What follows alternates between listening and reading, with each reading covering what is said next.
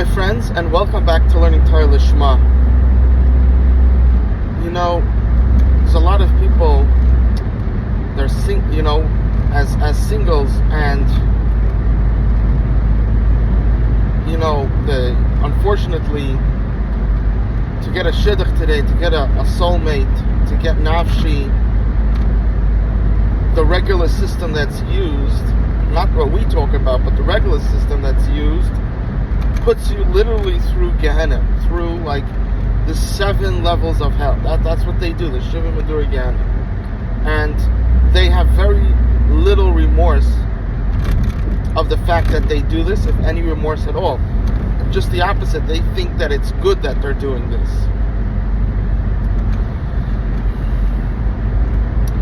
So, one should know that you keep on fighting to get the FFB, you understand? But the FFB is, there's such good things about them, but they're damaged in an area which prevents them from getting married, because there's too much restraint, there's too much paperwork. It's too difficult to meet unless by you everything is exactly perfect, and even then it's hard, but then it's at least possible. You understand?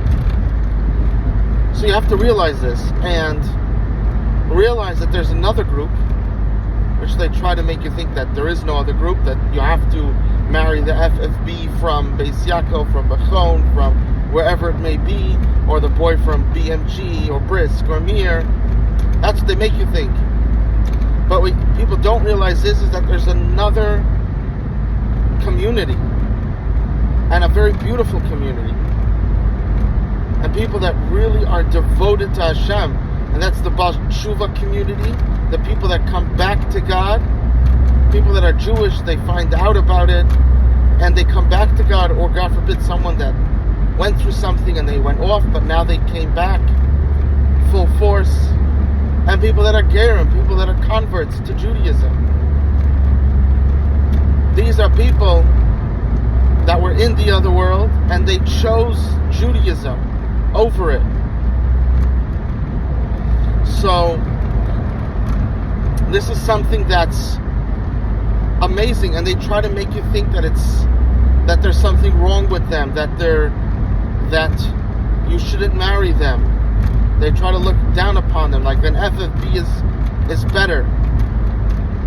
And in truth, of course, there are challenges of marrying a Baal Tshuva or a Gyaris. You have to deal with their families, which might be against the fact that they became Jewish, or could be doing a different religion. So how do you have your kids, right, with that now they're going to meet up with their kids that are not, that are either atheists or some other religion? You understand? How are you going to do that? It's not easy.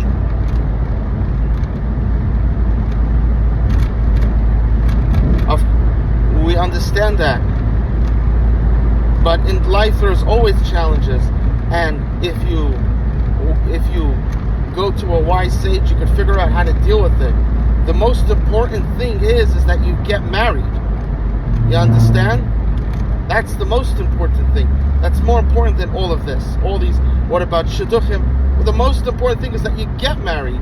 Every 2 years, every 1.5 to 2, 3 years that you're not married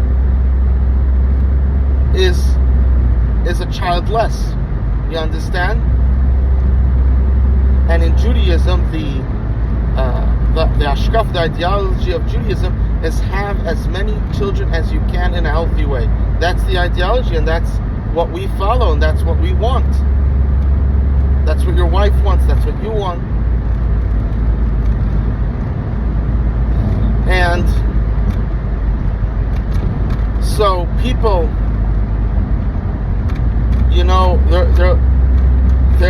they're getting older and older and older, and I just also want to add another person to this list, that someone that was divorced. Now, an FFP that was divorced, lots of times they don't change, you understand? But that's, you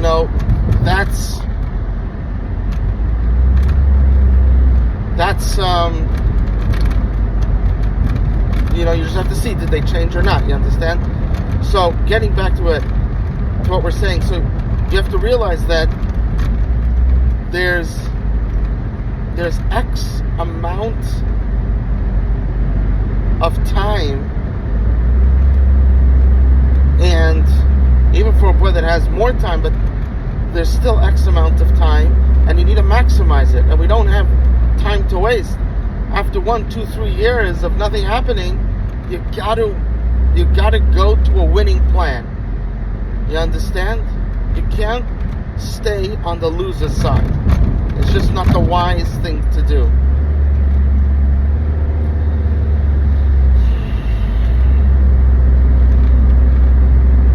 And people, I see a big thing that people, it's the embarrassment that people give you, but also a big thing is people are worried about the kids, marrying off the kids. You have to, in this specific scenario, don't worry about it. Just completely forget about it. When it comes to spending time with your kids, learning holy things with your kids, caring for them, that's when you should put all this energy that you have now in. You're using the energy that is supposed to be used when you have a kid, before you have a kid, worrying about it. You understand?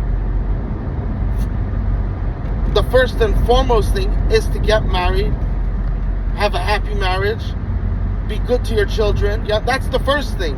Then we can worry about things after. Then you use all this energy. Don't use all the energy not getting married. You understand? Staying single. That's a foolish thing to do. So this is what I wanted to give over to you.